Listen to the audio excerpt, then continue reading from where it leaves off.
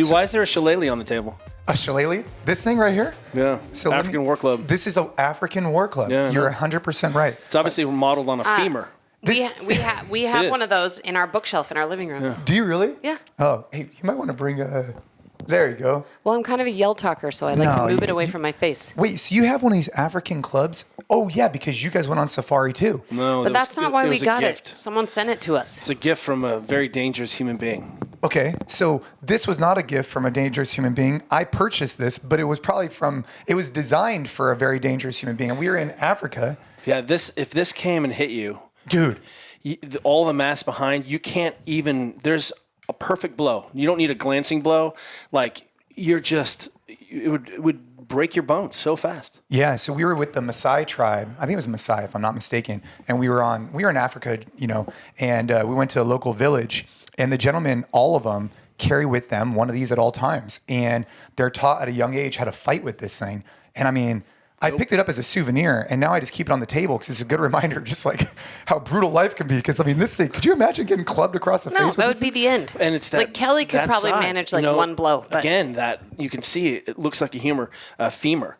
In fact, in Becoming a Supple Leopard, we have this, and I'm describing how the hip rotates through the hip capsule with the shillelagh. You're using this in that? Yep. Oh, my God. And I guess that begs the question, did they then get the inspiration from it? I think so. By using a human femur. Probably. No doubt. Probably. No doubt. Well, and I can tell you that it hasn't happened very often, but there's been a few times our 17-year-old senior daughter, Georgia, has spent the night home alone.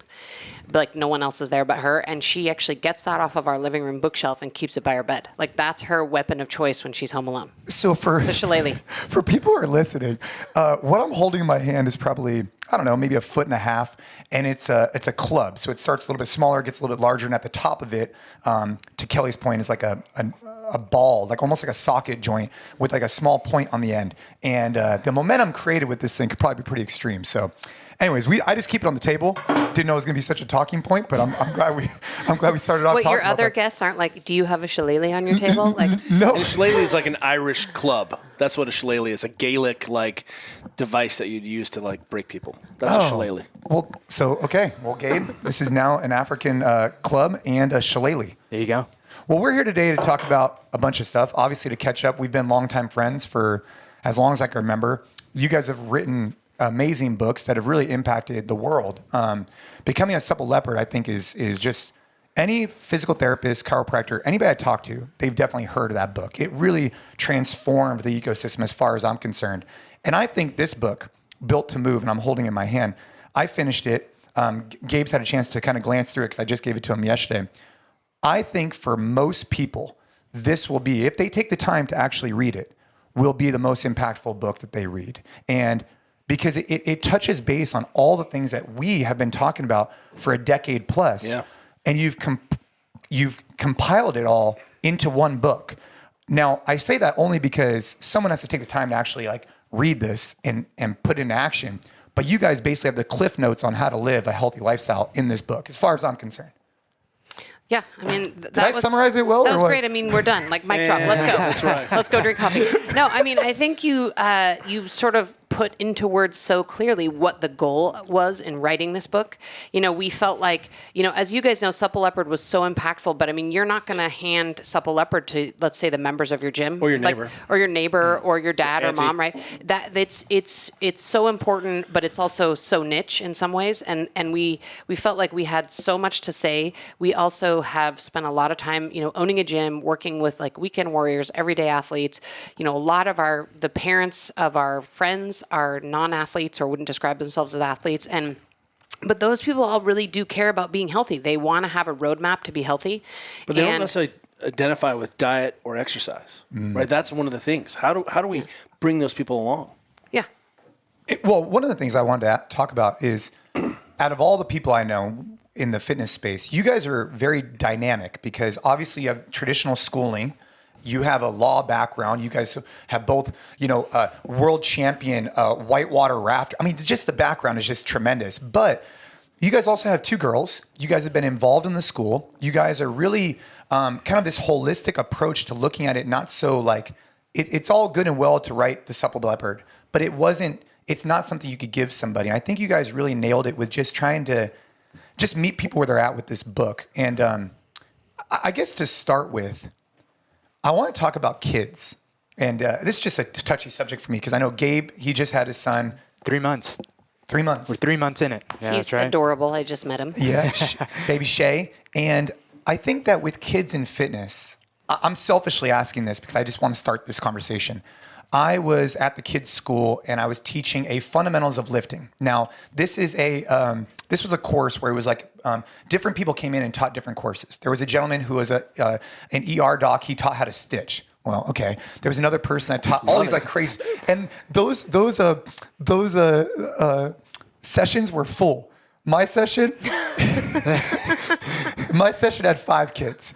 But you know what? I gave those 5 kids the best damn experience of their life. And I spent 90 minutes with them teaching them the foundation of a back squat, a deadlift, and a press. I also then incorporated a hollow rock. And what I noticed from these kids, and this is where I wanted to start this conversation, is that they're very athletic. The kids that came, they are going to play sports in high school. They're at the top of their class in terms of athleticism, in terms of football, baseball, etc. But when I started to have them get into a deadlift position, they just could not connect their brain with the body. And so I'm wondering, this whole idea that if kids lift weights early, it's going to stump their growth. Or if they spend too much time in the gym, it's going to inhibit their ability elsewhere.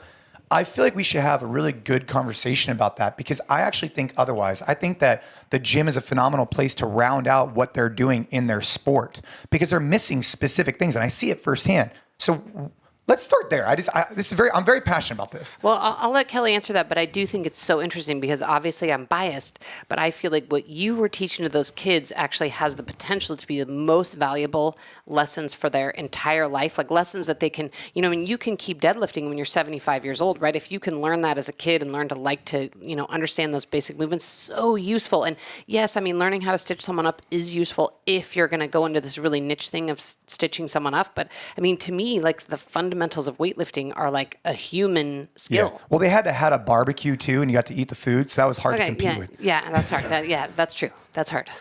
Whatever, you get to have hamstrings and big ass. Like, come on, I get to eat that. Like, I did some deadlifts and now my jeans are filled out. Come on. Like, you showed those kids how to fish, Jason. Well, I have one other comment too. Georgia, our senior daughter, who I already mentioned before, she's taking this class called Applied Math. And when she signed up for it, I was like, dude, that's some sort of thing you take after calculus and it's for like geniuses and it's going to be some super obscure math thing. It turns out that it's like the fundamentals of, what is a mortgage? What's the stock market? Awesome. It's all this basic, like it's basically like finance 101 for kids. It's, I think, the most useful class that she has taken in all of high school. But if I could add a few other things, right? She came home and she's like, if I want to own a $3 million house, how much what's do my I make? Mortgage? How much do I need to make? She literally was researching that. She's like, interest rates are coming up, and that's going to impact. Yeah. And you're like, whoa. And so she's like, guys, I think I need to be an investment banker because I definitely want to own a $3 million house. So, but if I could say, it's like I would also add some really basic physical skills to that, right? Literacy. If our kids have physical literacy, if our kids had financial literacy, physical literacy, they could, have some like basic common sense and critical thinking, right? Like we will have won. And so, I think this thing with kids is the most important thing. And we care so much about it, like you, like we're obsessed 100%. with kids. So you can take Built to Move, and one of the things that we've tried to do here is eliminate the feel-goodness, the wishy-washy.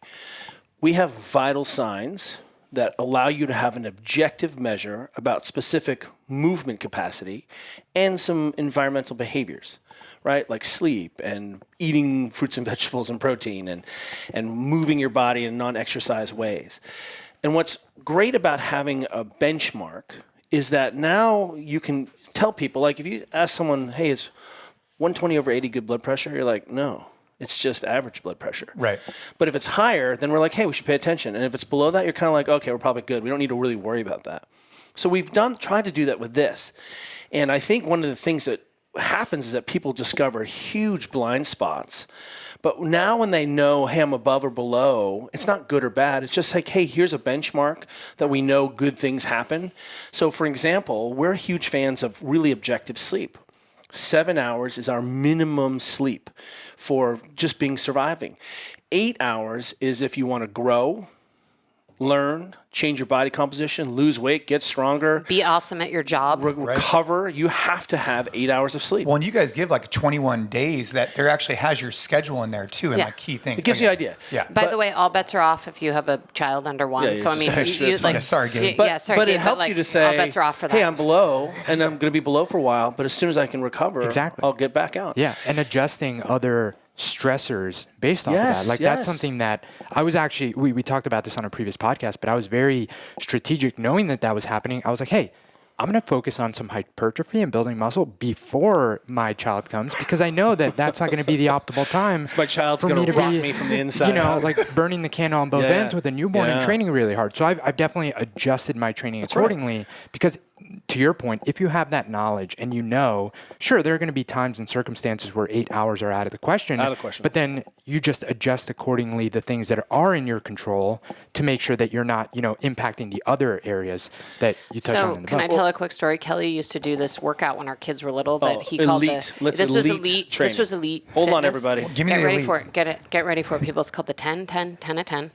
10 air squats, 10 pull-ups, 10 push-ups, or 10 like body weight movements. Right. You can choose your 3 for 10 minutes at 10 p.m. Nailed it. And that was Kelly's elite fitness for a little period of time of our life when That's all we I had had. really little kids and we're super time crunched. Dude, you got something in.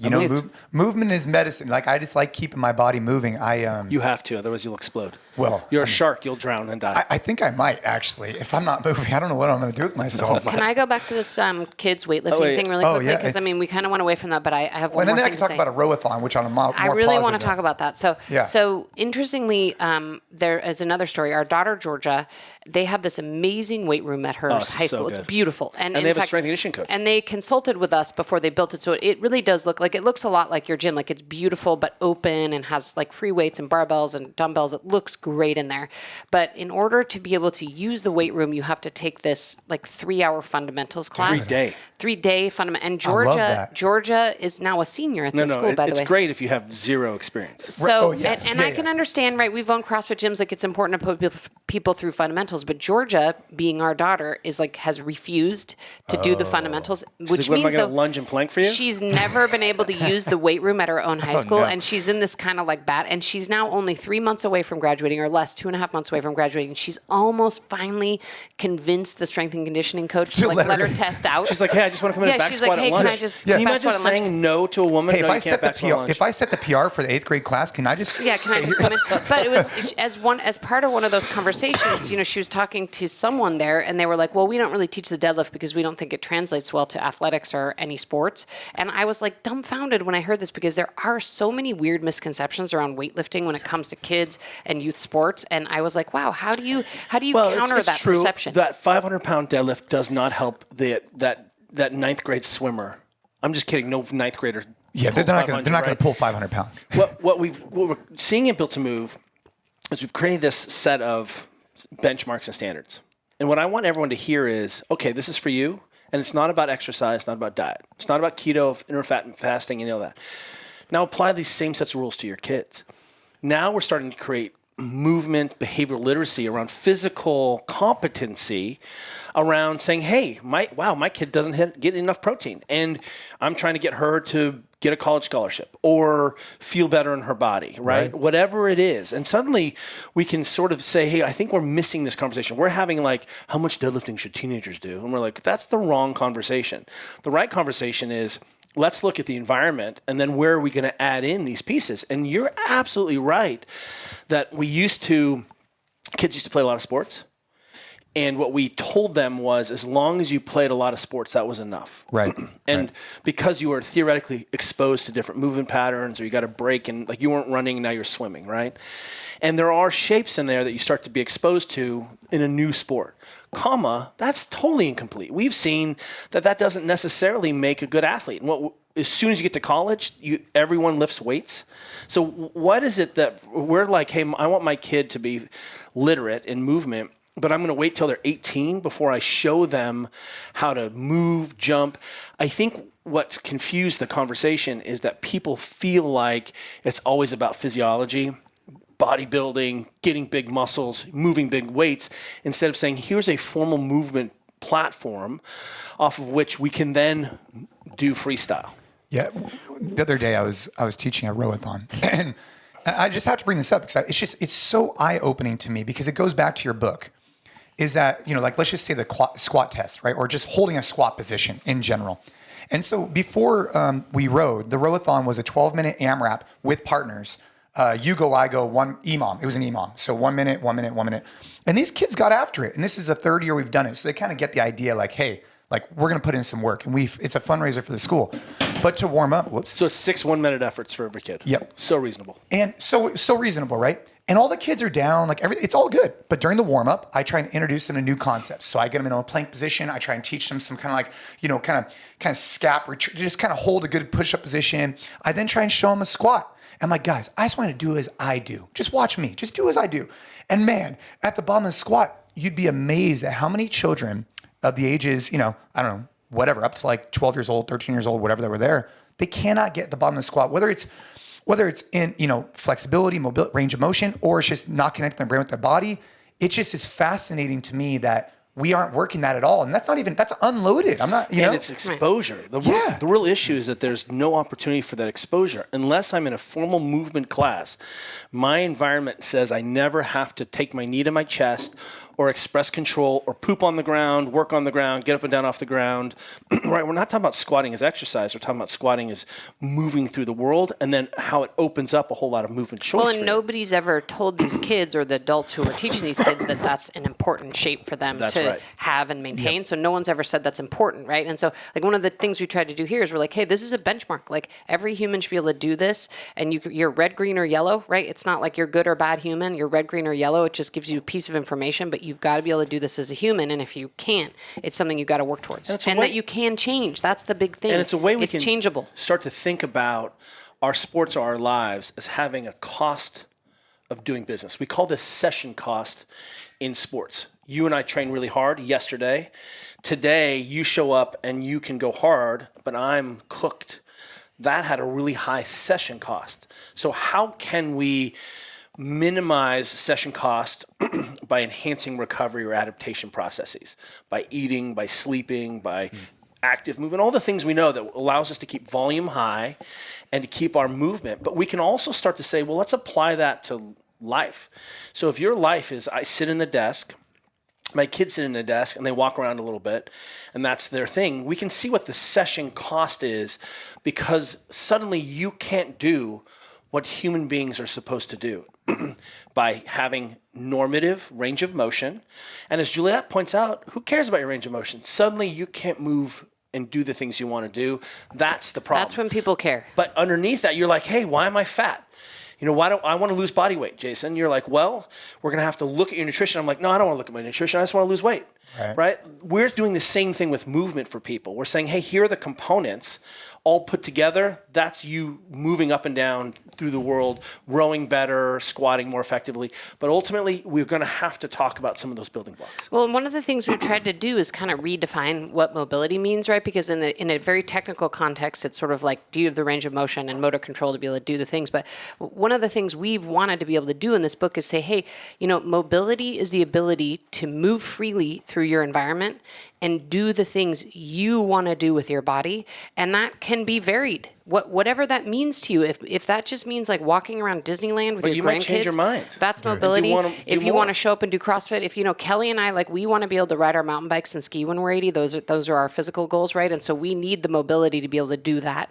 And so we've really tried to say, hey, like, we've made overly technical the idea of mobility, and in fact confused it, because if you ask anyone out on your gym floor what the definition of mobility is, you'd get 20 different definitions. People don't really know what it means, and they don't care because it's too technical, right? But we've tried to say, look, can you move freely without pain and do the things you want to do? And that's for you. That's individual to each person. Where do some of the misconceptions come from? Like, how do we get to the point where, like, you still hear that you shouldn't squat below parallel because that's bad for your knees? Or, even going back to the thing with the kids about that you shouldn't lift weights because it's going to stunt your growth. I didn't lift any weights as a kid. I wish I did. I ended up 5'6", so I got screwed anyway. And jumped around and like smashed yourself into, like, it's madness, that whole idea. At some point, the glacial pace is the breakneck pace. This is as fast as we can go to change society, right? And I think as long as we continue to fetishize and romanticize fitness and make fitness this hobby. It's about winning, so my abs look good, and it's so removed from the day-to-day lives of people like us who have a couple kids and a business. You know, you all can completely relate because you've taken what you can do here in the gym and you said, hey, we want you to be able to do this in your home. We want you to have elite, world-class coaching experience in your house. And then when you can be with us. When you can't, we need to be able to support you in your home. So some of what we need to do is it's going to take another generation for us to people to recognize that the place is the household. Everyone has a kettlebell. You know, the world has changed a lot in 15 years, but suddenly now it's not crazy to have a kettlebell or a pull-up bar in your house, and to be able to sort of have some basic movement programming. I think we also get confused because we've turned fitness into entertainment. I go to this Peloton class. I go do a movement culture class. But again, we can apply that same thinking. Well, does it maintain my range of motion? Does it meet my metabolic needs? And how does it run on these tests? Like, you know, I can run this test and see, hey, whatever I'm doing, am I still hitting these benchmarks? Well, I had Gabe do the cross-legged sit on the floor, stand back up test yesterday. He performed excellently. I gave him an A+. Good job, Gabe. And I expect that based on your movement practice, right? Right. But it's so interesting to me because you say that the 10 essential habits to help you move freely and live fully. And I don't know where we cross paths, but I think the idea of the ready state, by the way, is genius. I love that concept, right? But we came up, I feel like we came up as a team with our goal at NCFIT is to help people live freely and live fully. We look at it a little bit differently where to live freely, live fully, I don't want fitness to ever inhibit the things I want or need to do. And to live freely means I need to be able to do daily functions. To live fully, I should have the capability of doing anything I want to do. So what I need to do and what I want. Right. So freely is like, yeah, you just gotta be able to sit on a toilet, get back up again or whatever. But fully is like, dude, I want to be able to keep up with my kids. I want to be able to do all these different things. And I want our members in our gym, just like you guys want who read this book, to never be held back by their fitness. Like I was on a family vacation not that long ago, and someone I know didn't have the capacity to go on a hike with us because they were worried about their fitness. That's right. And it's like, we could get past that. We could make that avoidable. Juliet does a really good job of helping people to explain. Why don't you do it like business goals apply to your life? Well, so one of the things, it's CEO brain, right? We have, right? Like we struggle with, CEO. like no humans are great at like delayed gratification, right? Like we all want the now, especially now in the internet world. It's like, what can I do right now? If people don't see, people will do a diet for one day and they don't lose a pound and they're like, I'm off the diet because it didn't work, right? Like one day in. But it's interesting to me because in other parts of our lives, we all set goals, right? Like we're all saving for retirement, delayed gratification. We don't think twice about that. We think, okay, I want to live this way when I retire, so I need to save this much money. We work backwards. We do it with our personal goals, with our professional goals. We all sit there and easily set 5, 10 year, 15, 25 year goals. And so what we're asking people to do is set some movement goals because, the two things people want when they're older is they want their mental capacity to be as decent as it can be, and they want to be able to move. Nobody's goal is to be not independent and being taken care of in a SNF by their kids. That's no one's goal, right? Yeah. And again, what people's physical goals are can be vastly different. They can literally just be sit on the ground and play with my grandchild, or they can be like Kelly and I on the opposite end where we want to ski and mountain bike when we're 80. But everybody has physical goals. And so why, what we hope people do who listen to this is set your 5, 10 year, 25 year physical goals. And what are you doing now to be able to do the things you want to do? And that was part of the reason we wrote this book. We're like, this is a recipe book. These are things you can do now. And in 5 years, 10 years, 25 years to be able to do what you want to do physically for your whole life. And there's a couple of key concepts here. We see this book as kind of two categories. So, in the last 15 years particularly, we've spent a lot of time with high-performance groups. You and I cross paths on some of those. Including you, Jason. Right? Oh, yeah. And, we've been in these big organizations trying to solve these sets of problems. And one of the things that we have realized is that we've always tried to kind of approach these high-performance environments elite soccer, elite football, whatever it is, elite Olympics, military, law enforcement. You've worked with everybody under the sun. What we've always said is that's our laboratory. So let's take what we're understanding about best practice under the most austere, gnarly conditions, and let's actually see if we can transcribe them and improve humanity. Can we take what we've learned and improve our communities with it? So that's always been our model, and that's where we test our thinking. Like everyone, on the internet, you're doing everyone's the like, same thing every day at your gyms. Everyone is always like, my thing is the best. I'm like, okay, that may be true. Can I see your results? Like, let me see where you're working. Let me see how you apply it. Because there's sort of like you can make a bunch of claims and have zero backup of real world data and experience. So that's the one hand. And what we found is that this book is the base for all elite performance. So if you're saying, I want to do X, it turns out all of our best athletes are doing some approximation of these things. And we actually find that a lot of our athletes, when we've given this to a bunch of world champions, they have holes in their lives. Sure. They're like, well, a big blind spot. Oh, I wasn't eating enough micronutrients and fiber, or I didn't walk enough, or my sleep is kind of dodgy. And I realized that that's why my back gets a little tweaky, right? Now we are also saying, hey, if we strip out the exercise, the training component of it, these are still the basis for anyone who's like, hey, I don't identify as a CrossFitter. I don't identify. All of us have family members who are like, you're crazy. Like a lot. You set yourself on fire in the garage every day. We're like, we love it. You want to come? No, I don't want to come. But we can say, here is how we can get you off blood pressure medicine. Here's how you can start to feel better. Do this first. And we finally feel like not only can this help our elite performers, but it gives us an opportunity to be nodes to reach out into our communities and our families and say, hey, here's what we want you to start. And I think a really important note too, especially since we've been talking about, elite performers and kids, is that it's never too late, right? Like a lot of people. No, it's too late for you. A lot of people think that, you get to a point where it's like, well, why start now, right? Like I've been doing this, bad habit for 30, 40, 50 years. But, we talked about this on our last podcast, like my parents are the perfect example. My mom didn't work out a day in her life until, she found CrossFit probably in her 50s. And to see how she has aged or hasn't aged in comparison to her peers. Hasn't aged. That's pretty cool. Right. Yeah. In comparison to her peers has been like, to me, I bring it up a lot because it's been the most black and white, like, example of how powerful this stuff is for the most important people in my life. So I think that that's really important for people to realize that, yes, this is super important for kids, but there's no age where this stuff won't be incredibly powerful. No, what's the saying? Muscles and tissues are like obedient dogs. Yeah. Like the human being at no age stops healing, stops remodeling, stops growing, stops the ability to put on muscle, stops the ability to become more skilled. Particularly your range of motion doesn't have to go away. That's the one thing. Like, Jason, I hate to tell you this, when you're 90, you're not going to weigh the same. He's going to be like a skinny old man like you, You're baby. going to be jacked. You and Jason are going to be like skinny old men. I bet you and I should put this on today. Can we be within 10 kilos of our current weight? That would be great. Like when we're 80, 70. we're 80, 10 kilos. I'm trying to be a jack. But when Yes. when Jason's 80, you're going to be 90. So No, that's okay. We're both going to be jacked. He can hand me a kilo on the other side. But the idea is, hey, we know that it's trickier to keep your muscles as you get older. It doesn't have to be.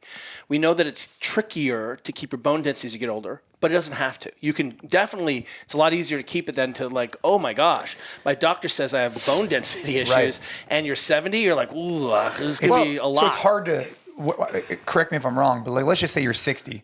And your doctor's like, hey, your bone density is an issue. In particular, if I'm not mistaken, I think women actually have, they fall off a little quicker than men, if I'm not mistaken. If they're not loading. If they're not loading. Right. So let's just say you're 60. Is the debate or the situation that if they had never exposed themselves to external loads and whatnot, it's going to be much harder for them to rebuild than if they just maintain. I mean, because I think about that all the time. Like, you talk about bone density. I think there's this stigma, especially for women, that lifting weights is going to get you big and bulky. And, I know from my daughter in particular, like I'm having her lifting weights, lighter loads with good movement at a young age that she realized like this stuff's not going to make you bulky. It's just going to make you strong and fit. What have we said in the gym for 16 years? When you start to get too big and bulky, let us know. Yeah, right. And we'll change your program. Yeah. Don't worry. Yeah, we totally feel you. We don't want you to get too big and bulky. Just let me know when you start getting too big and bulky. It is a real thing, though. Like, sometimes I think I'm the worst marketer for the things I'm saying to women because I am like, I have a very muscular body. And oh, baby, you're big and bulky. But, you know, I think some women are like, well, I don't want to look like her, right? So this woman's telling me I should lift weights, but I don't want to look like her. And I do think that's true. You know, there's a lot of women who want to have a leaner frame and don't want to look as muscular as I look. So sometimes I think, man, I'm like the worst marketing tool for this weightlifting thing because I'm such a fan of women, especially women as they're getting older and older weightlifting. Meanwhile, all your friends. But what people don't realize, ski, bike, run. right? But I also think what people don't realize is I actually started lifting weights at 14 years old, and I have continuously lifted weights. Division I athlete? Yeah, I'm a Division I athlete. So I mean, like I challenge any 50-year-old woman who starts weightlifting at 50 to look like me. I mean, they can't. It's not possible, right? Not possible. So it does become this weird thing with women. Point. Well, I'm like, hey, when you get too big and bulky, let me know. We'll scale back. And we'll just scale back. We'll scale back. Yesterday, I'm at the gym. I'm coaching a class, and the workout was we had to do bar muscles, but many of the women in there chose to. We had an adjusted version where it was a pull up, but I encouraged all of them to go strict pull up instead of doing kipping because that was the stimulus we wanted. I was so inspired. Like between 5, 6, 7, and 8 a.m., there must have been 40 women who came in. I'd say 90% of them were able to do a strict pull up, and I'm thinking to myself, holy shit, like. It's just a testament to the fitness and them consistently coming in and getting after it. Because a strict pull-up is no easy feat. And so, anyways. One of the things that you're seeing that's so important is that we can ask ourselves, because we're all part of it, like what part of this bullshit fitness empire do you own, that you create? Like what confusion did we add? And if we can say now, okay, fitness is a $1 trillion industry every year, $1 trillion. So theoretically, we should be skinnier as a nation. We should be less diabetic as a nation. We should have fewer surgeries, fewer opiate dependencies, low back pain, like fewer injury rates in kids with ACL, right? Like, what do you care about? Less depression would be great. Every single one of those is trending in the wrong direction. So what's really important is that we believe in this concept of behavior stacking. That you don't understand that we're saying, hey, in order to handle the volume you did in the gym, we need you to walk more. We want you to decongest so that your tissues are ready to go the next day. And that you're actually accumulating enough non-exercise activity that you fall asleep in the evening. So one of the things we know, working with Delta Force, is that of all the technology they have, when people have a hard time sleeping, they increase their step count, right? So we're talking about performance sides, but are there any benefits to walking that you can think of that aren't about my lymphatic system? Just a few benefits. I get sunshine on my body. I see my neighbors. I walk with my wife. You connect with other people. Yes. So one of the points I want to make, because you guys are gym people and we're gym people, is I think the coach/personal trainer job is just getting harder and harder the more we're sort of generally struggling with health in our country, right? Because I think the personal trainer coach now is sort of like the first person that people see, and they're the first person that people talk about when they have like little pains and injuries, and diet, nutrition, sleep. There's so much riding on the shoulders of these coaches in terms of trying to help their clients with their health generally. And I think a lot of people have had negative experiences in the healthcare system where they've had injuries and their doctor said, okay, we'll stop moving, which is like exactly what the worst thing that people want to hear. They don't want to be told to stop moving. But one of the things we realize is that a coach often only has an hour with people. And there's still 23 other hours in the day where people can do a lot of things to positively impact their health, right? And so we're saying, yes, we love exercise, but here is Built to Move. Like, these are the behaviors that you can stack into your busy life, time crunch life in the other 23 hours of the day when you're not meeting with your coach. And so that was the other sort of goal we had, is like, hey, let's give a tool to coaches and personal trainers who are effectively on the front line trying to help people with their health, but can't be with their clientele for more than an hour a day, to say, hey, I can work with you on these fundamental skills and, work on your metabolic conditioning and your strength, but you've got 23 other hours in your day. Like, this is your recipe book. This is what you do. How do you help people or encourage, and I only had a chance to skim the book, but I'm excited to dive in, but how do you recommend that people prioritize this stuff? Because I think another thing that is very intimidating, and everyone wants a fast fix, you mentioned that, but also if I try and work on all 10 of these things tomorrow, I'm going to get really frustrated and I'm going to give up and this book's going to go away. How do you encourage people to, like, all right, let's work on this right now? Because is it because it's your biggest blind side? Is it because some are more important than others? What's kind of the recommendation there? Well, I mean, it's sort of twofold. The first thing is, yes, I think everybody is going to come into this book and find areas where they get a green and areas where they get a red. So, I mean, off the bat, we recommend people start working on the things where they have a red or a yellow, right? Where there's a lot of room for improvement. The green areas are like, keep an eye on these things. Don't lose it. Like, don't stop ever squatting because you were able to do a full squat, but keep an eye on it. But the other thing we've really spent a lot of time doing and thinking about in writing this book is how can people who are time crunched fit these things into their lives. And I think one of the myths in the fitness industry, and you guys probably experience this too, people think if you own a gym or in the fitness business that all you do is exercise all day. And really I meal prep, that's all I do. The reality of my day is that I'm getting kids off to school in the morning, I'm rushing to the office, I'm fitting in 1 hour of exercise wherever I can, and mostly I'm in front of my computer all day. Sometimes it's not an hour. And sometimes it's not even an hour, sometimes it's a half an hour. And what we've realized in researching this book, and one of the things we looked at are the blue zones, which I'm sure you guys have heard of. It's those 5 places in the world where people live extra long and have the fewest chronic diseases. What they've done is build all these movement behaviors and movement and lifestyle things into their daily life. So they're don't not think about it. It's they're not a not choice. going to a class and putting on their shoes and getting in the car and going places, right? It's not even a thought. It's built into their daily lives. And so that's what we're trying to do here and what we've really tried to make as easy for people as possible. We know that nobody really wants to do like a soft tissue mobility practice. That's often going to be a thing that people just check off their list because they don't have time. But what we know is that the average American is watching Netflix for 3 hours every single night. And they can sit on the floor. You can sit on the floor and you can spend 10 minutes working on your mobility. Your kids can sit on your floor and too. The other thing we're huge fans of is this idea of compounding. And I think we've really missed the mark in the fitness business on this too, because we've really told people unless you have an hour, you may as well do nothing. But what we've been telling people, and you know this for years, we've been saying 10 minutes a day. But if you sit on the floor while you're watching Netflix for 10, 20, 30 minutes, like half of one of your shows that you're watching, that's 70 minutes a week. And if you compound that over weeks and days and months, and the same is true for all the behaviors in here. If you eat 800 grams of fruits and vegetables every day for 1 day, 7 days, months, or walk enough steps, right? It all has this compounding value on your health, but also can just be slotted into things you're already doing. So we took a lot of care to really say, hey, you actually can fit these things into your life without blowing up your schedule. So let me give you an example. We called this the 24-hour duty cycle in the book, and it was something we came up with working for the Marine Aviation's Weapon Tactical School. Say that 5 times fast. Yeah. Exactly. Because especially with your fake tooth. There's a whole bunch of people in there who are maxed out. And I say to them, okay, how many of you slept 8 hours and not a hand goes up? I'm like 7 hours, not a hand goes up. 6 hours, not a hand goes up. I'm like 5 hours or less, 100% of the hands go up. So I'm like, all right, sleep more. Good talk. Right? Like they can't. They're in this crazy time where they're. So what we start to say is, hey, here what we know is the ways to think about where you can put these behaviors so it's not another thing you're doing, as Juliet said. And it turns out we found that people had some agency and control in the morning. During the day, maybe they could move a little bit more. In the evening, they had a little bit more time. And so suddenly on those bookends, we can start to layer in these behaviors. And behavior change is the game, as you know. Like, how do we create these sticky behaviors? You reduce the barriers to entry. You make it effortless.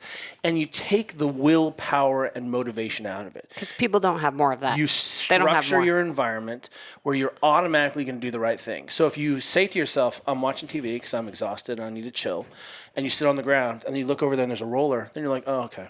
Yeah, I'm just going to roll my calves for 10 minutes. I don't have to or do like, it, right? like, let me give the example of breathing. Like we breathing's hip.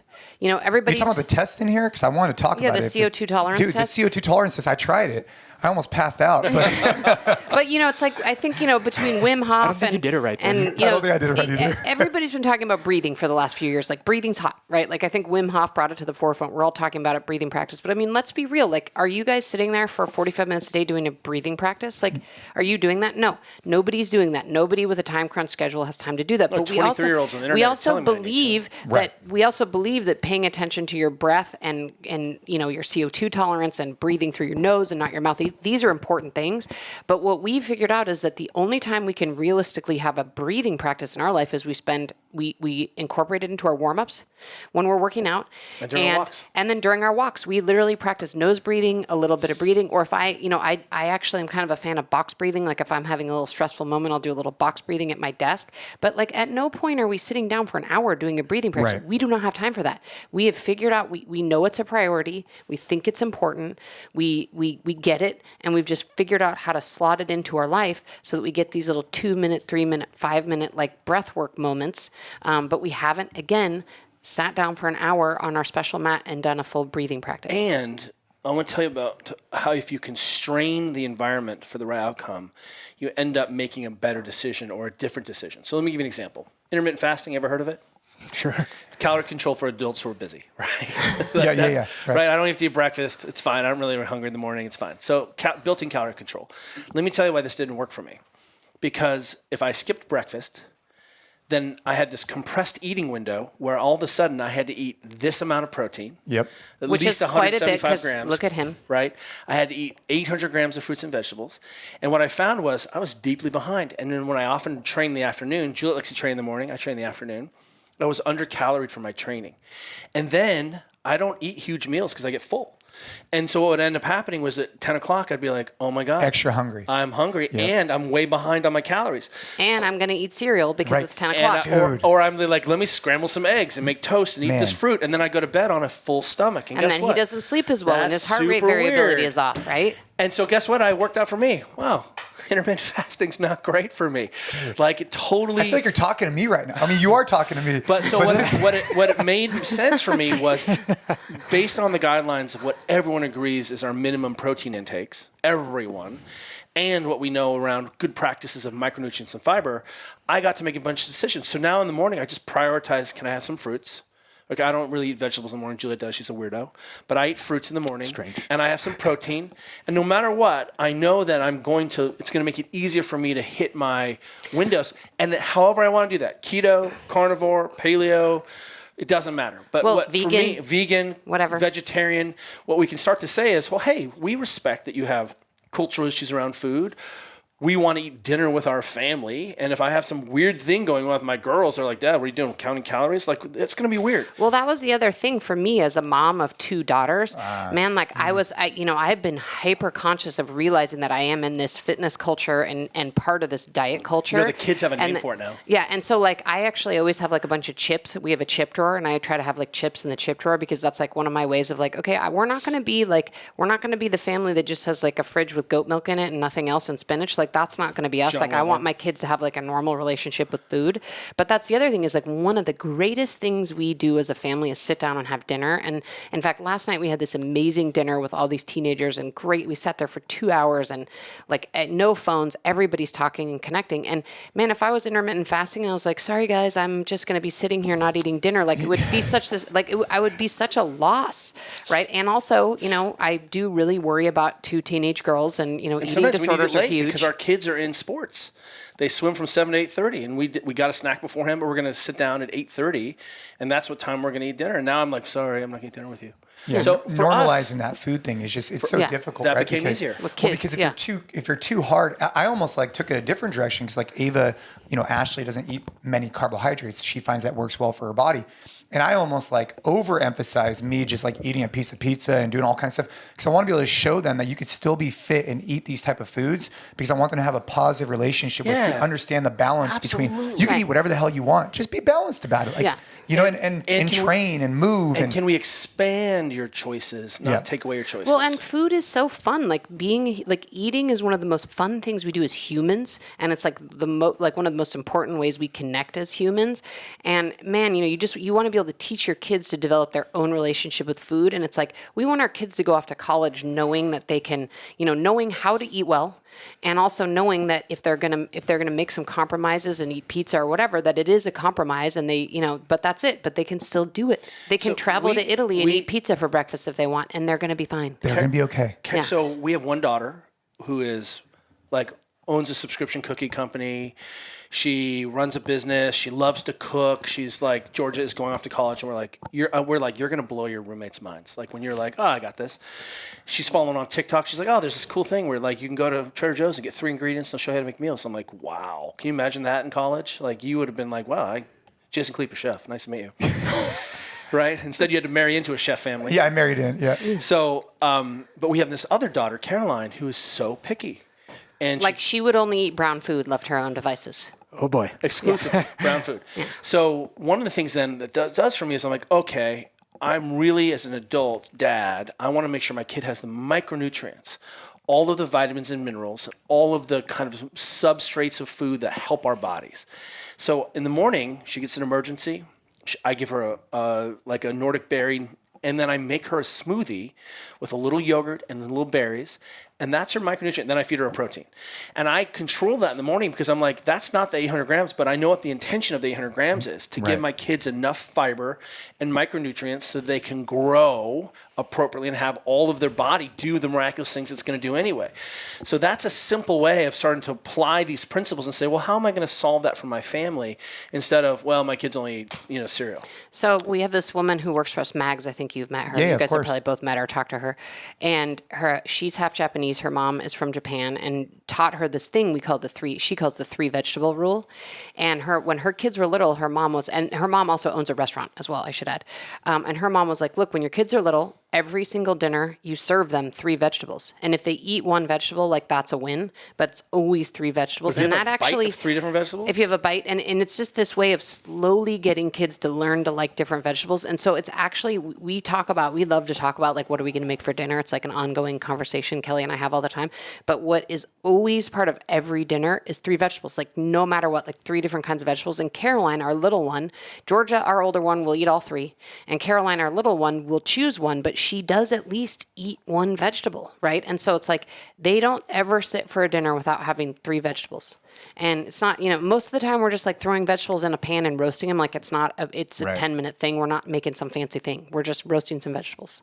It's, so powerful to have that, like, what can you add to your diet instead of what can you restrict? Oh my God. Yeah. Like, it's so We important. all stepped on that. Like, I can't eat a potato. I can't eat bananas. Yeah, I mean, like Too when much sugar. Jason won the CrossFit Games, he probably ate like a sweet potato in between his that was events, pre-paleo. right? Remember that? That was pre-paleo. I remember someone was giving me, when I was going all paleo, I stopped eating peanut butter because I thought it was going to the legumes were going to, and they didn't affect, I love peanut butter. It just felt like I was taking away. Yeah. Yeah, it's like, and this is inflammatory. This has this. This has this other thing. And sure, there's some truth to all that, but I love the approach of the protein and the fiber. Add those things in. You think an apple is the limiting factor because it's too much sugar? Or a banana. Right. But So, I think you're exactly right. Like the word we like to think about is expansive, and the people who have read this book and are actually doing the nutrition recommendations we have, they're like, man, this is so expansive. It's the first time anyone has told me to follow a diet that actually feels expansive and feels more and not restrictive. To check out E.C. Sinkowski Right. at Optimize Me Nutrition, her 800-gram challenge. We love that as a way. It's been the first nutrition piece that for us changed everything in our lives. And has been consistent, right? I was suddenly like, oh my God, I have to eat so many. So yesterday, let me tell you what I ate for breakfast. I ate like a half carton of egg whites, a couple eggs, 2 bananas smashed up with vanilla and cinnamon, and I baked that. And then I covered strawberries on it. It's a cake. I covered in strawberries. Why didn't you bring us some here? Yeah, I know. And then I drizzle a little sugar-free syrup on it. And guess what? I am like, I'm so full. I can't eat this more. You're like, well, look at the sugar in that banana. I'm like, are you kidding me? A pound of cherries. A pound is 230 calories. Ready for that? A pound of cherries. So if you let your kids, go ahead and eat a pound of cherries. You'd be on the toilet for a week. Yeah. A whole melon is like 250 calories, an entire melon. So what we see is that people are not recognizing that they can actually feel fuller and gorge. Because sometimes I want to feel full. I want to smash. Yeah, it's fun to feel full. I ate an entire flat of blackberries the other day for lunch. And while I was just at my computer just smashing blackberries, I was like, wow, that's a lot of blackberries. And I was like 210 calories worth of blackberries. That's it, 210 calories worth of blackberries? I was so blackberried out. And there's a beauty to that approach also when you're traveling, when you're doing all sorts of things that usually make it difficult and almost impossible to follow something that's restrictive, where you're like, well, I can't have this, I can't have that. Like if you're traveling, like I do this all the time. We talked about it on another podcast. People didn't realize that you can request a refrigerator in your hotel room, even if they didn't come with one. Most of them obviously have one, but hotels actually have to have refrigerators because some people have medicine that needs to be refrigerated. So you can always get one in no matter where you are in most places. Then you go, get a bunch of fruit, get some Greek yogurt, just have it there and start the day with that stuff. Because you need to hit your protein macros and your carbohydrate. These are the grams we want you to hit. And if you do those things, however you want, in any country you are, whatever is on top of that, you're going to be fine. You're going to be shocked that you're like, well, I don't really want that 6th slice of pizza. Yeah, like remember that buffet we had in Germany, by the way? Oh. Dude. Every day. I think about it every day. I have to tell you a story about that. We are like, Kelly and I are like obsessed with European breakfast. Dude. In fact, we were just on another podcast with some people in Europe. Yeah, we're like obsessed with European breakfast. So check this out. You and I have both worked with the SRT. Right? Yeah. Oh, yeah. I got the SRT thing. The SRT. This is Customs and Border Control. Yep. Right. The people who are tasked with not letting in terrorists or fentanyl. That's the people that we work with. Right. And we're in Pennsylvania. Is that where we were? Well, you were in Pennsylvania. I went to Camp Pendleton and. Or you're talking about what? You're not talking about the buffet. The buffet we were in Germany. No. He's going to get to that. He's going to get to that. So I'm out there by myself working in Pennsylvania. Yeah, I did the other 2 events. And there are no choices. So my choice at breakfast, I walk to Burger King and I get a large styrofoam cup of black coffee. And then there's no fruit or anything. But what there are is hard-boiled eggs. So I take a picture of my breakfast. I'm like, look, and Juliet. By the way, wait, I have to say just the visual of it, like it's the everything's white. And then he has his hard-boiled eggs, but also in like one of those styrofoam bowls, right? Yeah, was this from a gas station? Or you said Burger King? The hard-boiled eggs were from the hotel. The hotel. Oh, the hotel. Okay. Right, and then the coffee was from Burger King. So I take it. I'm like, Juliet, I'm killing it. So then I happened to be on a 50th birthday trip with my best friend in Croatia that same day, and so I then send him a photo of my European breakfast. That is like my perfect cappuccino with like a leaf pattern on top of my muesli, and I have like fruits and vegetables all split. And so we had this like the contrast of my European breakfast with his like styrofoam. Make it eggs. easier, right? Like, let me tell you something that Juliet does. This is like a ninja thing. And it's not always about food, but we're always saying, how can we get more fruits and vegetables on our kids? So Juliet will just cut up fruits and vegetables and put them on the counter. And then people walk by and just smash. Yeah, like pro tip. Pepper's gone. Strawberry's gone. No teenager is ever going to grab an apple out of the fridge whole and eat it. They will never do it. They're like, it's or anything. A melon. A teenager's never going to cut up the melon. It's going to sit there in your fridge till it rots. Like, no one's going to eat it. But what I've learned is if I just cut up fruits and vegetables, or if I just take berries that are in those plastic trays out of them, I pour them into a bowl and then put the bowl back in the fridge, they'll eat them.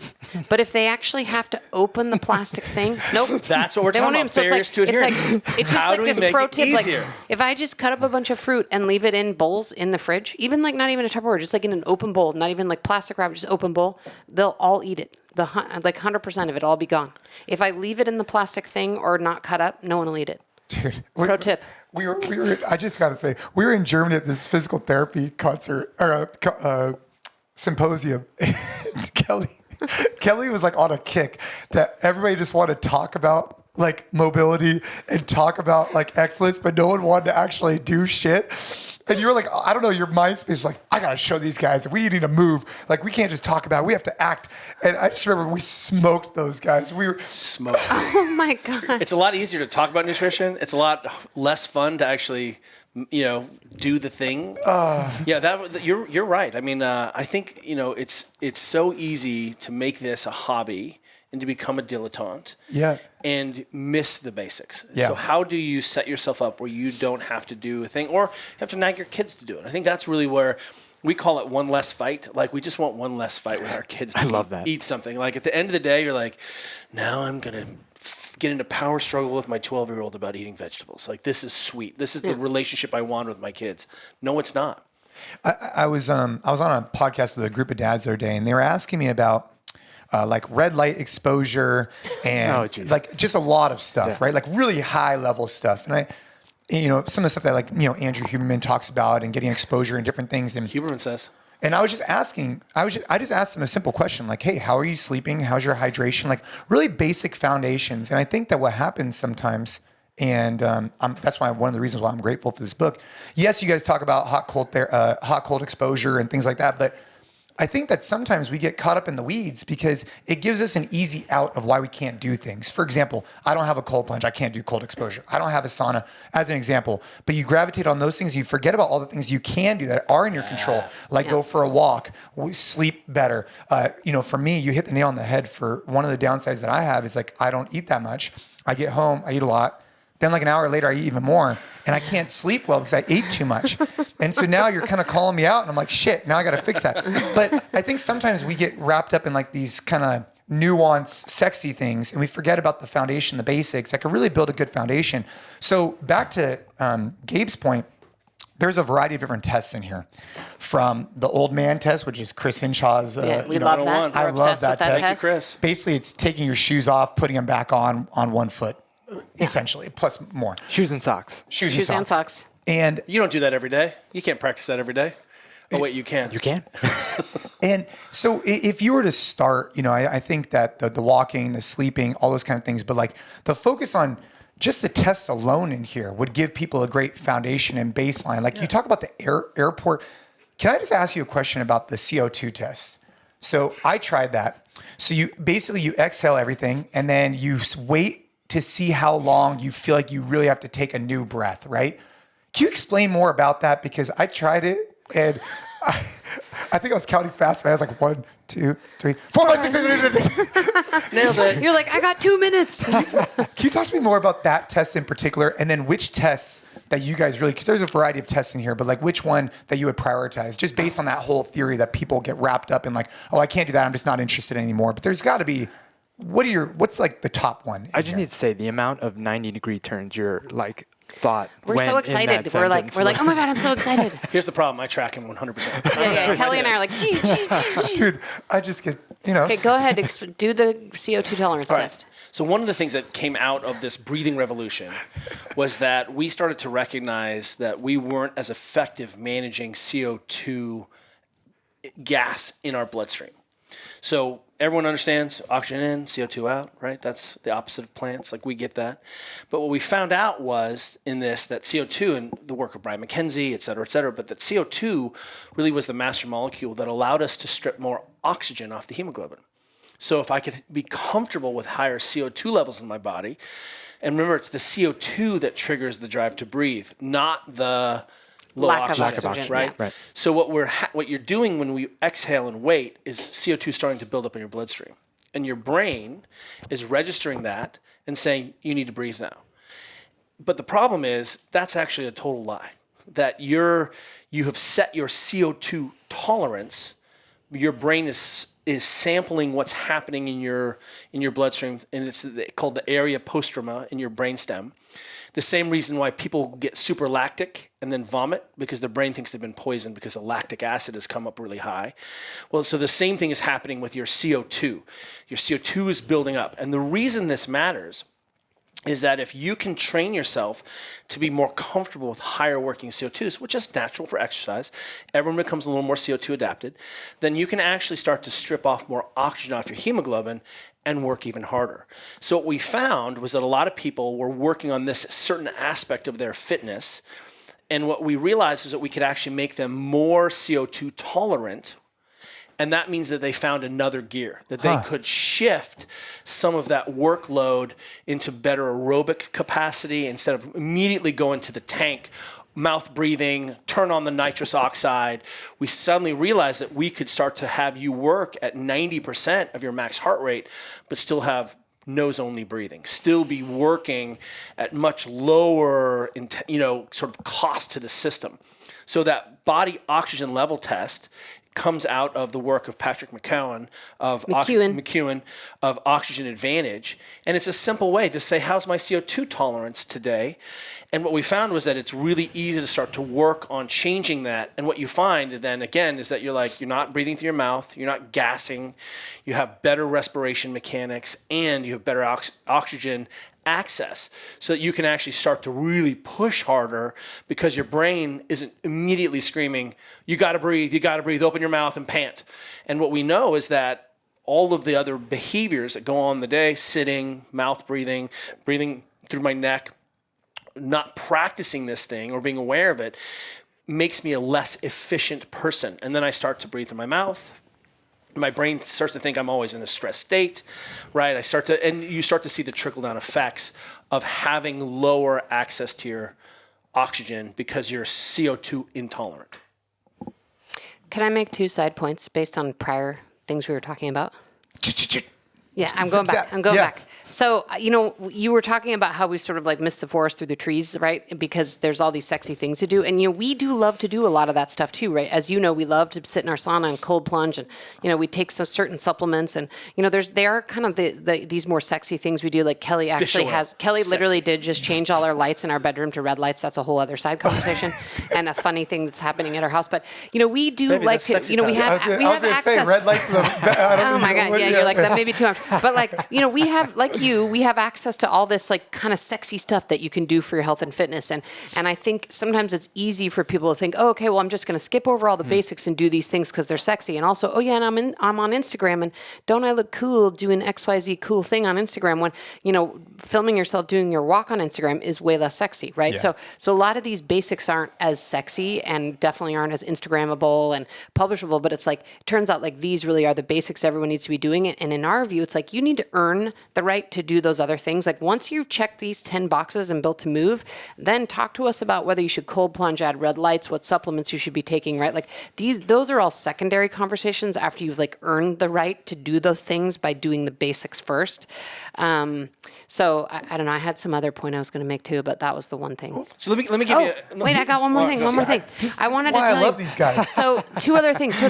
So So it's hard for us to choose a priority because of course we think all these 10 things are important, but we realize the reality of people's lives.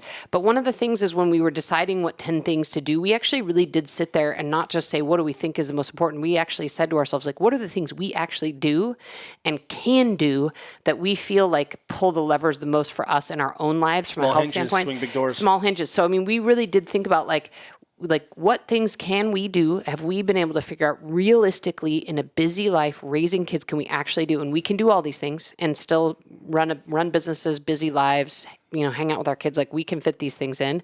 The thing that I suck at, which you probably know about me, the one that is the most difficult for me is the squat.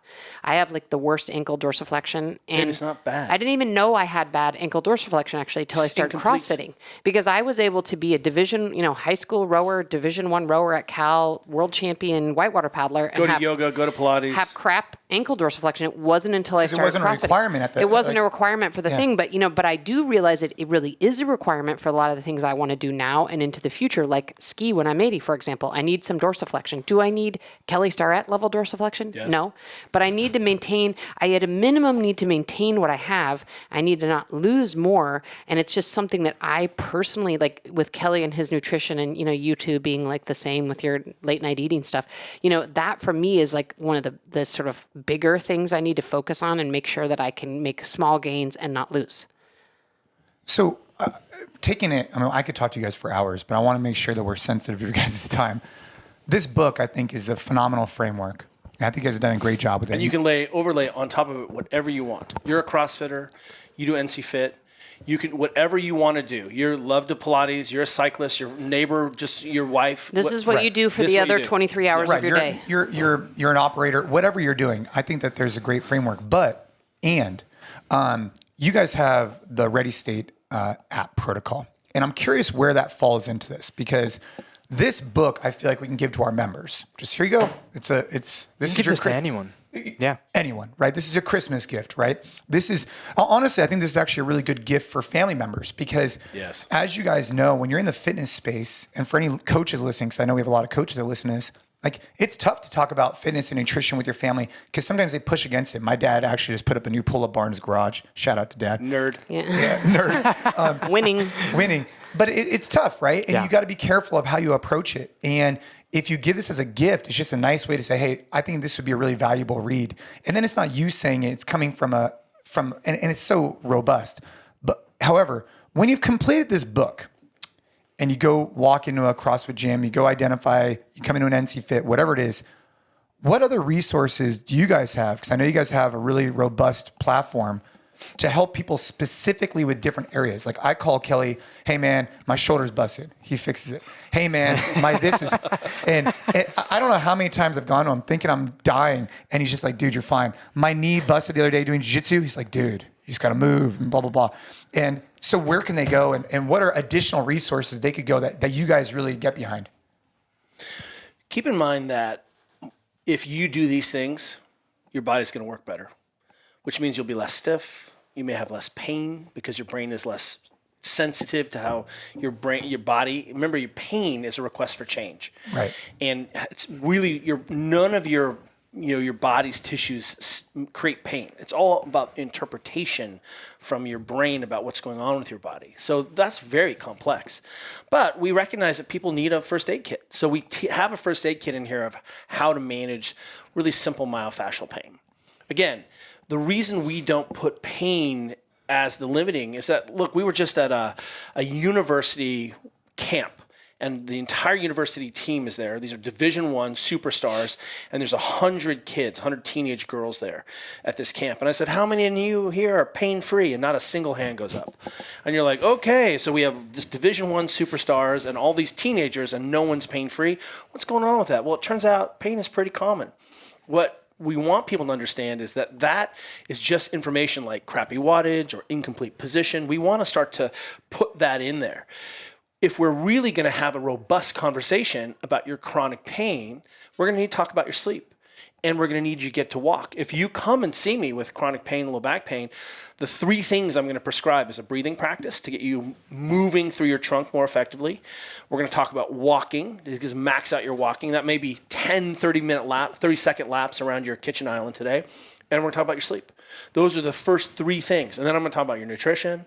And I haven't even talked or touched your body yet, right? Right. So underneath here, there's a lot of things that people are going to do to feel better. The next thing, though, is we can start to say, hey, what are these? I can't access these positions. I can't access these vital signs. Or, what people don't understand about Supple Leopard was that ultimately all the mobilizations are just tools, a set of tools to restore your fundamental position. And all of the range of motions that we chose in Supple Leopard turn out to be really easy to see in strength and conditioning, right? Can you put your arms over your head? Oh, you can't. That's super weird. No wonder your snatch sucks and your strict press sucks and your handstands suck. Well, if we restore your position back to your native range, then you end up doing better. So what we have here is the second piece is our Built to Move app, or the Ready State app, which shows people how to restore positions and how to self-soothe and get out of pain. But it's the second piece. That's kind of the important thing. Yeah. Well, they can happen concurrently, right? For people who are brand new to any input into their body, we would say start with Built to Move, get some benchmarks and start working on your soft tissue there. But then when you're ready to, get a little more instruction, follow along videos, do our Ready State app. And also for anyone who is dealing with like nagging pain and injury, right? We have tons of tools in our app to be able to, work on your own body on your own. I think one of the things we've been trying to teach people and we have sucked at, and we're trying to do a better job, is letting people know that, pain is not, in many cases, is not always a medical problem, that there are so many things people can do on their living room floor at night while they're watching Netflix to really make a difference in that nagging pain and injury that like literally everybody feels. And so that's one of the things we have tons of content in our app that people can, literally click on a shoulder and follow along with some videos on how to manage shoulder and really might be able to get out of shoulder pain. We do a 10, 20, and 30-minute daily mobility routine in the app. And you can select by your body part. You can select by how much time you have. And literally, with a ball and a roller, I lead it. I'll show you how to have some input into your body, whether that's improving blood flow or desensitizing or restoring a range of motion or getting tissues to slide and glide. It could be all of those things. But that's one of the things we're advocating in the book is 10 minutes in the evening in front of the telly. It's a really simple place to have some input. Oh, I want some additional resources. Boy, I go to the Ready State app and it's right there because I'm leading it and teaching as we go. How come I felt like for a lot of people, they have a pain and they think that they need to get an, MRI, like MRIs, all this stuff. And honestly, it's like, I think they're in so much pain, including myself. I've had this happen to me before. And all I needed was to, give it some input in that area. And it made a huge difference. Now, obviously there's situations that come up. Of course. But where did the stigma come? And, going back to like the health, the gym that your children go to, like, I don't get how we got so far away from, if you look like a college campus, you have the traditional gym where everybody goes to with electrolyzed equipment and ellipticals. Then you have the college athletic training center, and they look different. Night and day. And if you look at like our youth, and how if you look at like historical pictures from the 20s, the 30s, the 40s, whatever, you see gymnasiums with kids doing all kinds of stuff that are just jacked. And now kids can't even hang on a pull-up bar. I'm just trying to figure out, where did we go where if there's some type of like pain, we instantly medicate or go take an anti-inflammatory or instead of go get an MRI or whatever. Like, where did it all kind of shift this way? We made pain a medical problem. And you can see that we tried to make pain a vital sign. All you have to do is, let me introduce you to the Sackler family and the opiate crisis, and recognizing that we wanted to treat pain differently. But what we told everyone, particularly in fitness, was that pain was a medical problem, and that you weren't trained to manage pain, and it was against your practice because it might open us up. So if we start with that assumption, and we told people that, we're still telling people that, people are still showing up to train. So we have to start to have a delineation of what is pain where I need to get problem or help. Can't occupy my role in society, cannot do my job. If your back pain is taking you out of picking up your kids and doing your job, that's a medical emergency. And the gym should help you. You have people who show up here who are not appropriate to train, right? You've caught so many issues. You're like, hey, I don't think we should train today. I think you need to go talk to your doc, right? That's why we have AEDs here. I mean, things happen in the gym where we can understand what's going on. But what we did then, when we inadvertently told people pain is a medical problem, you need to go see a physical therapist. You're like, okay, I'm not sure when I'm going to do that. Right. And talk to your doctor. Okay, let me get right on that. It's going to be so easy. So what people do is they go out and self-soothe. If we don't give people tools, we've left people to solve that on their own with THC, with ibuprofen, with alcohol. I mean, bourbon, that's like a joke, right? Like bourbon makes it all feel better. And so as long as we say, hey, this part of your body, which is normal and typical of the human experience, is a medical issue, no one's going to see it. And what we feel like is we want to help people understand, is it a fever? Is something going on? Do you have a bone sticking out of your leg? Was there a clear mechanism of injury? Go get it checked out. If not, hey, here are some tools to take a crack at it that are safe. And, it really gets complicated. At university level, people are like, coaches can't deal with pain. I'm like, so if 100% of your athletes are in pain and you're not, coach can't give them any strategies, what's your tool? And they're like, I'm like, can you teach them isometrics? They're like, yes. I'm like, can you do recovery? I'm like, yes. I'm like, okay, perfect. I got that. But in the meantime, what we see is kids won't talk about it. If I dropped into either one of your brains in the middle of a workout, I would perish. The amount of suffering that Juliet can take, she can outsuffer everyone. And I've trained with you enough where I'm like, I set you on fire. You're like, oh, I'm just getting warmed up. Like, you're on fire. If I dropped into your body, I would perish from the amount of pain and suffering that you can take. So we can't use pain as a metric. We can use it as a data point. And what it tells us is, hey, let's pay attention to that. Well, and I think the key in trying to change this is back to what I said earlier about coaches and personal trainers and gyms. I honestly think that that gyms and coaches and personal trainers have to think of themselves as first responders when it comes to sort of everyday nagging pain and injury, and really educate themselves on how to be able to help their clients with some of that stuff. I don't see the coach's role. The coach's role is not just to cardio people and get them a little bit stronger. The coach's role is to understand the whole person and be able to give people a lot of these simple tools to be able to manage pain and injury on their own.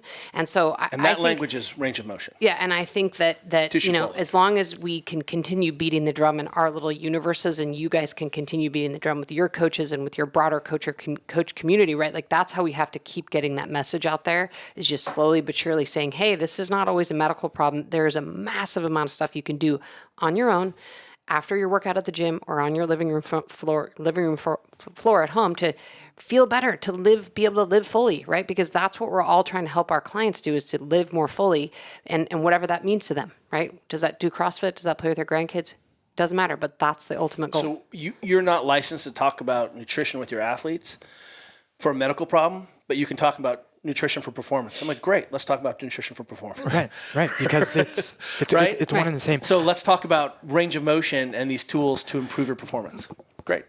I'm super excited to have this book too, because now we're starting consults today. So we're actually going to offer nutrition and accountability coaching here at NCFIT because we've recognized the fact that, we've helped people with that hour in fitness, but there's so much more that we can do. We can service them so much better.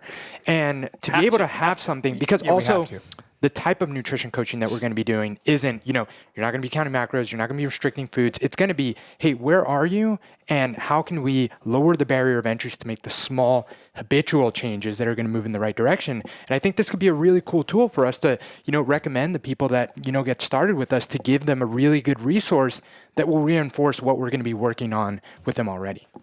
Fact. Yeah, you guys did a really good job with this. I mean, obviously you guys are close friends of mine and I'm supporting no matter what. However, I will say that it's easier when the thing that we're supporting doesn't suck. It's easy. It's easier because this is so accessible, right? Like Supple Leopard, I've gone through it and it's just a lot for a layman like me, It's a lot. That's true. It's a lot. It's a lot. But when I read this, I'm like, yep, got it. Yep, okay. I try and do that. Yeah. Well, I gotta get better at that. That makes sense. And we've snuck in. It's so sneaky. Like we have a bunch of breathing practices built into your range of motion assessment, which are just a sneaky way of making you do isometrics. Yeah. Like what we've done is there is so much technology hidden away from you in this book, and you're like, oh, that's easy. I can do that. And instead, the layout of the complexity and the rationale and the logic and the science behind it is profound, but the application, simple. It's got to be easy. Now, this comes out April 4th. April 4th. 2 weeks from today of this recording. Is there going to be an audiobook version as well? Yep. And we ourselves... Wait, so who's reading? Are you reading it? Well, we both read it, which was like the weirdest thing. It was... I mean, I Can just I have choose? to Do I want to listen to Juliet or listen No. to Kelly? No. Oh, that would be amazing. That would have been... We would have died, though. We would have died. It would have taken us 5 years to record the book. It was one of the gnarliest things. Don't make a mouth sound. Definitely don't breathe with any sound whatsoever. So you had to learn how to breathe with no sound. Juliet's already making sounds. They'd be like, we can't make that sound. Yeah. Oh, no. Yeah. And I had to... If you have to read every sentence and also particularly... And articulate Well, and then every it's this word. weird balance between you don't want to be, some friends of ours were reading Juliet Prince speaking Harry's in a book. way, no way. Friends of ours were reading Prince Harry's book Spare. Yeah. And they said that he reads it himself, but he's in a complete monotone the whole time, total monotone. So Kelly and I are like, oh crap, we can't be in a monotone. But then other people were like, but don't be overly dramatic. Right. So you're trying to strike this balance between having enough inflection in your voice so you sound awake and not monotone, but not too much so you sound like you're acting. It was really hard. But anyway, we will. I channeled Anderson there is an Cooper audiobook. Awesome. On 60 Minutes. Every time I would read, I would be thinking about being Anderson Cooper. Anderson Cooper. Yeah, it was hard, but yes, we do. That was a really long way around of saying that we have an audiobook. We are stoked that, because we're major audiobook users, because we found that we can consume so many more books if we're just listening. Yeah, it's nice. So we were really motivated to do it, and they're like, look, you guys should record this because it's more fun if you do it yourselves, even if it's not perfect, because people will enjoy that the authors are reading the book. Yeah, it'd be weird if you guys didn't read it and some person with some British accent or some random person. Yeah. I'd be like, okay. There are some times though where we had Tom Hardy to read my voice. Tom Hardy would be good. The only thing that was weird though, there are times where you have to talk about yourself in the third person. So I'd be like, Juliet says this, and so that part was a little weird because that feels weird. But to talk about yourself it is like appropriate to hear, and I think again, how do you want to consume it? We're agnostic. So Kindle, we just hit #1 on Amazon in our section, which is great. For pre-sale. In the stretching health. And then the other, can I make a plug? Yeah. We did tell our employees that we could get a leg press if we make the New York Times bestseller list. Our employees are obsessed with a leg press. A leg press? I know, leg press 1980s Why can't you just style. get a belt squat machine Whatever. or something? They want a leg press. They're 'Cause that's obsessed with a easier. leg press. A leg press is easier. It's easy. You can just be wearing your jeans. You can wear your skinny jeans at work and get in the leg press and do a Out set. of all things you could have asked. Can we get a leg press? Yeah, leg press. So, Seguin, Texas. Look, if we told our if you- employees that they could get a leg press if you we buy make it the this- New York Times bestseller. So help Mags, free Mags to do all the leg pressing she wants. More Help us importantly, out. Jason will also get a leg press for NCFIT if we hit the New York Times bestseller. You heard it here. Oh my God. Oh I'm my gonna be doing God. some Sorry, Jason. Dude, that's going to take me back to my conventional gym days where I was doing the calf extensions yeah. on that. Yeah. Yeah. Oh, man. Well, guys, so in all seriousness, though, Built to Move, Comes out April 4th. Obviously available where books are sold, like on online. Amazon's the best place to go, I imagine. And we have you can go to builttomove.com and buy it at any retailer. It'll be like in actual bookstores too for people who still shop that way. So it's everywhere. For your family, starting April 4th, there is a 21-day free video accompaniment program that goes along with this. 21-day Built to Move challenge. It will unlock on April 4th. Just enter your email. We'll give you an email. We'll give you a video a day that supports the book. That's based on the 21 days that you have in here? Yeah. I read through that. I thought it was great. So awesome. Well, guys, I really appreciate you guys coming down to our humble, So I was going to wait until the end of this podcast. I have a completely unrelated question. I love that. Hit us. These are my real calves. Well, so those are your real calves. They're natty calves. I really want everyone to know these are not implants. Natty calves. By the way, the other day I'm just at my office working, just going about my day, and Kelly sends me a text with no context, no anything. # natty calves. Nothing else. Nothing before, nothing after. That's it. Haven't seen him in 4 hours. He just wants to remind me that his calves are still natty. Sorry, what were you going to say? Anyone listening to the podcast knows that, unfortunately, I'm like a psychotic Mets fan.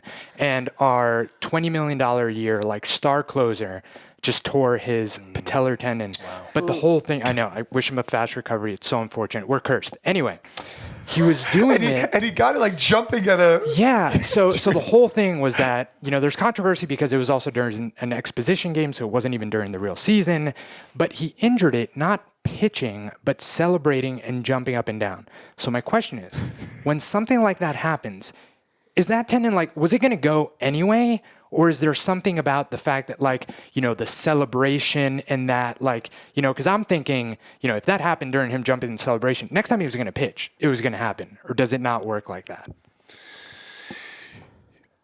To understand an injury like that, we need to understand the environment. So is it responsible or reasonable for an elite athlete to jump? Probably. That's part of the training. So we can start to ask specific, yes, that thing was probably in training that was going to happen.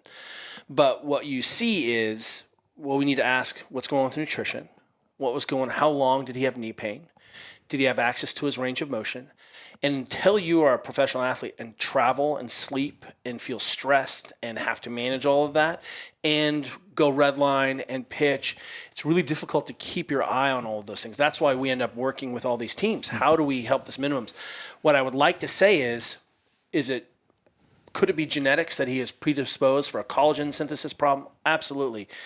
But seems like jumping is a pretty reasonable thing, right? Some injuries we cannot account for. Someone slides into you, that's what's going to happen. But when we start to ask the questions, can I see your sleep? Can I see your micronutrients? Can I see your supplementation? How was your range of motion? Did you have a history of pain? What was his injury profile beforehand? What was going on that he wasn't able to manage that and create a condition where that tendon could be strong? Think about how strong that tendon is. To rupture your quad ligament or your quad tendon, you pulled a huge tendon off the bone. That's bananas. So there was a whole lot of things that happened. It wasn't that moment. We have to go back and try to understand all the environment, training, history pieces to say, can we understand that more effectively? More importantly, were there things that we could have done to help prevent that? But I'm just going to add in my armchair, not physical therapy opinion that it would have happened at some point anyway. Oh, for sure. I mean, it just that it happened to happen Tendons then. don't spontaneously but it would have happened at some point doing an actual movement. It's so unfortunate. Yeah.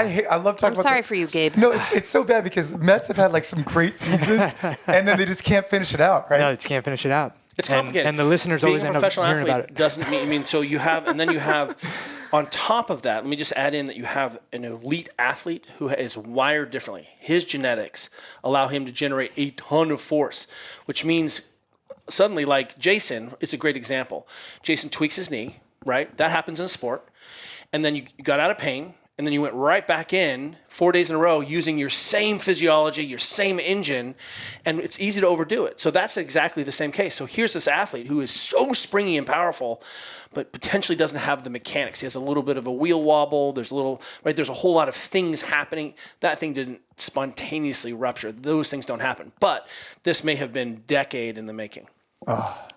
Well, shout out to the Mets and more importantly, shout out to Juliet, Kelly. You guys did an awesome job with this book. I hope that everybody listening, at least takes the opportunity to go check it out, go learn more about it. I think it's going to be a great read, especially if you're in the fitness space for your surrounding network. Yeah. I think if you're in the fitness space, a lot of the stuff that they talk about Not all of it. I hope you're doing 10 out of 10. But a lot of the stuff, if you're in the fitness space, if you're a coach in the CrossFit community in particular, you'll read most of this book and be like, yeah, makes sense. There's nothing out on here that's like way outrageous. No. But if you've been trying to get your family, your friends, the people in your circle to think about fitness through a more holistic, your clients, this takes all the guesswork out of it. So thanks guys. Jason. Thanks for coming. Gabe. Appreciate you guys. Thank you guys. Appreciate you guys.